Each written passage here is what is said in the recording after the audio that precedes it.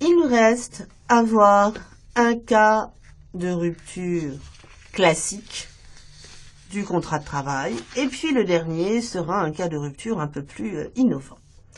Grand C, la résiliation judiciaire du contrat de travail.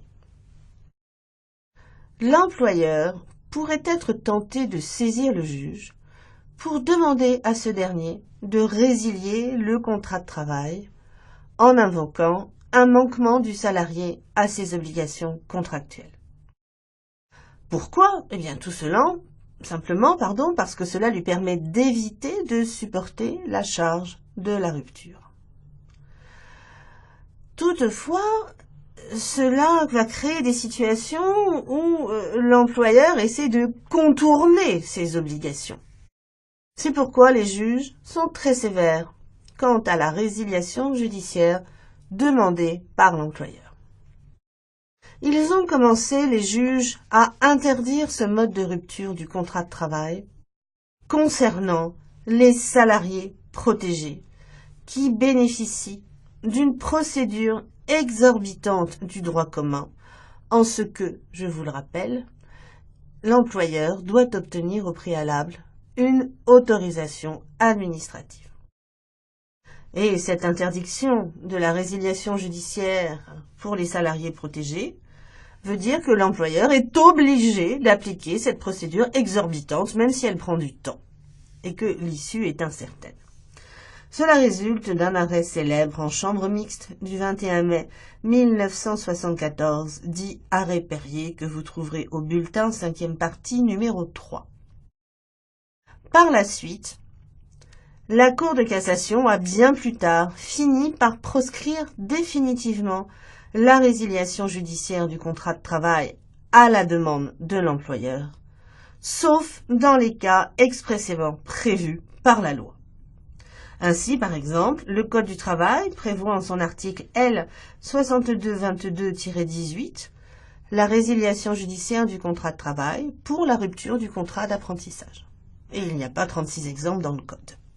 Ce qui veut dire que si le salarié de nos jours peut toujours demander la résiliation judiciaire du contrat de travail en cas de manquement de l'employeur à ses obligations contractuelles, et d'ailleurs cela peut très bien se coupler avec une demande de prise d'acte dans un premier temps, puis une demande de résiliation judiciaire dans un deuxième temps, l'employeur, quant à lui, voit cette porte de rupture du contrat de travail fermée. Enfin, dernier mode de rupture du contrat de travail qui n'est pas un licenciement et qui connaît un grand succès, grand D, la rupture conventionnelle. C'est une innovation de la loi de modernisation sociale du marché du travail du 25 juin 2008, codifiée à l'article L. 1237-11. Cette rupture conventionnelle était en fait une demande du patronat, qui, depuis longtemps, explique que la procédure de licenciement est trop lourde et qu'elle constitue de ce fait un frein à l'embauche. Cela marque aussi la volonté d'un retour à la force obligatoire du contrat et à la liberté contractuelle des parties. Les parties au contrat de travail ont toujours eu la faculté de rompre de manière amiable leur contrat de travail sur le fondement de l'article 1134 du Code civil.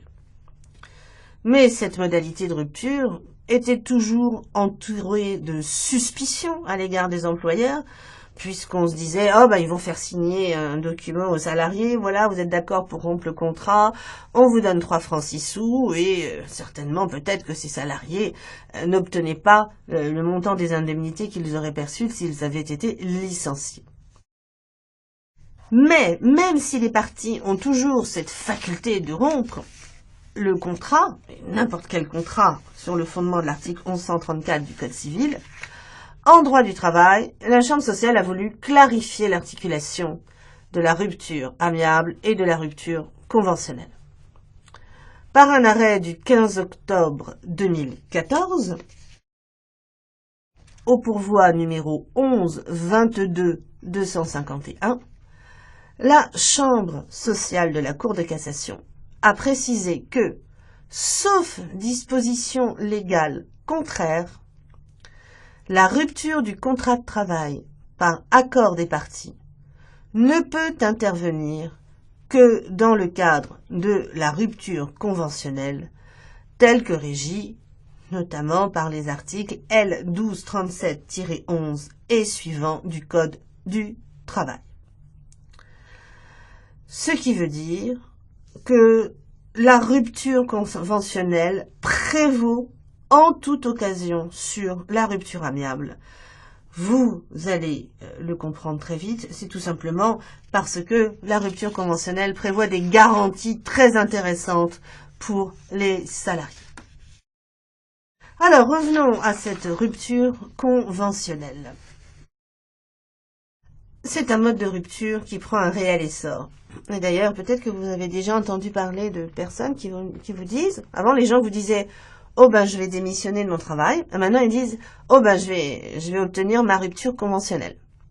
En fait, ce qu'ils oublient, c'est que la rupture conventionnelle est accordée ou non par l'employeur. Il n'a pas l'obligation de rompre de manière conventionnelle le contrat.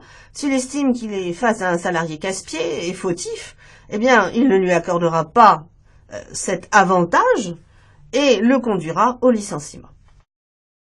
Cette rupture conventionnelle est bien entourée.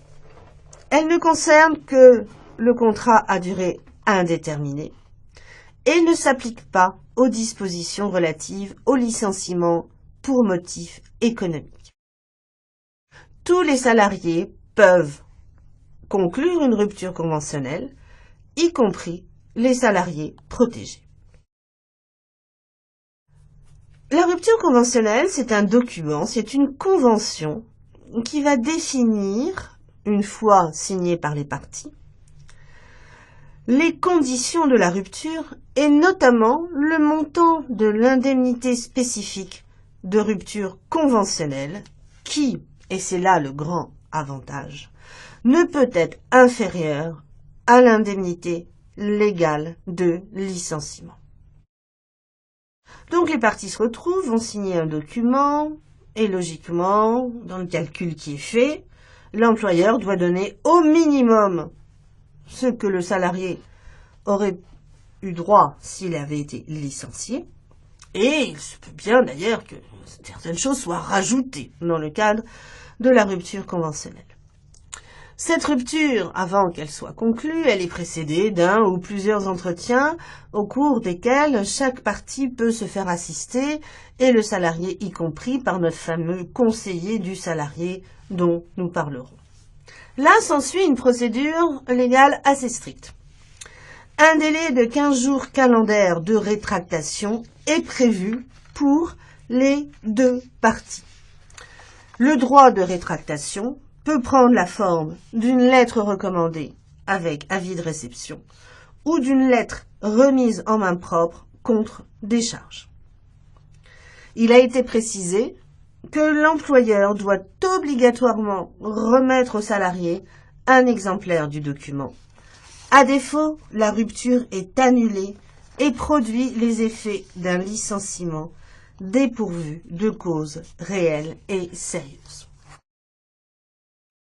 Passé ce délai, l'originalité du dispositif consiste dans le fait que la convention de rupture conventionnelle va être envoyée à l'administration du travail, à la directe, la direction régionale qui s'occupe de tout ce qui concerne le droit du travail, et c'est la directe qui, à compter de la réception de la demande, dispose d'un délai d'instruction de 15 jours ouvrables pour s'assurer notamment d'un point très important qui est le libre consentement des parties.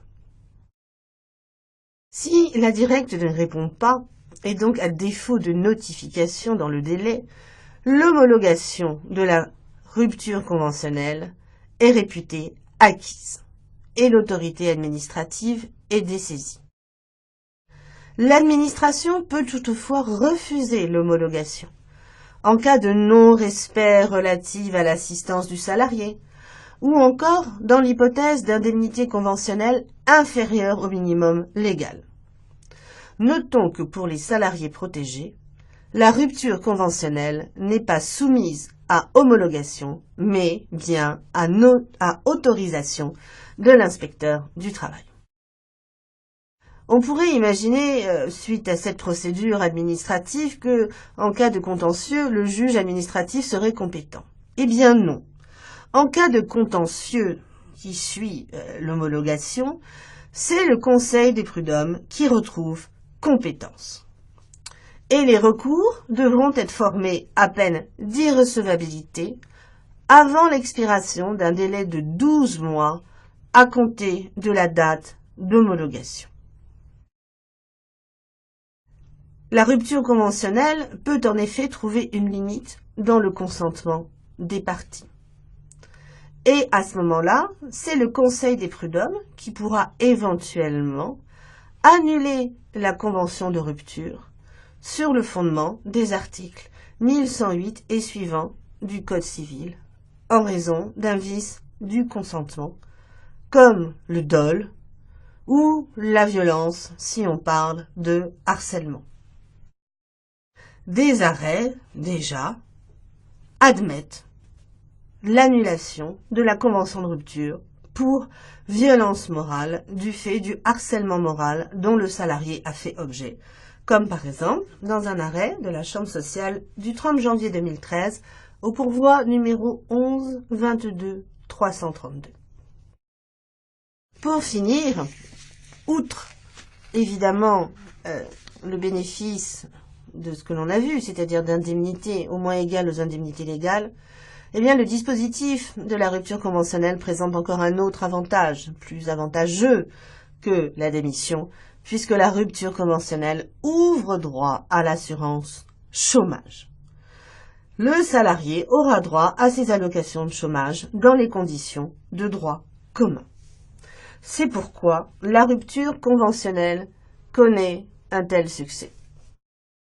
J'en ai terminé avec ce chapitre préliminaire. Il aurait fallu peut-être que je vous parle encore d'un autre mode de rupture qui n'est pas le licenciement, mais dont les dispositions relèvent plus du droit de la sécurité sociale parfois, c'est la mise à la retraite du salarié. Voilà, je ne fais que vous le dire avant de passer au chapitre suivant.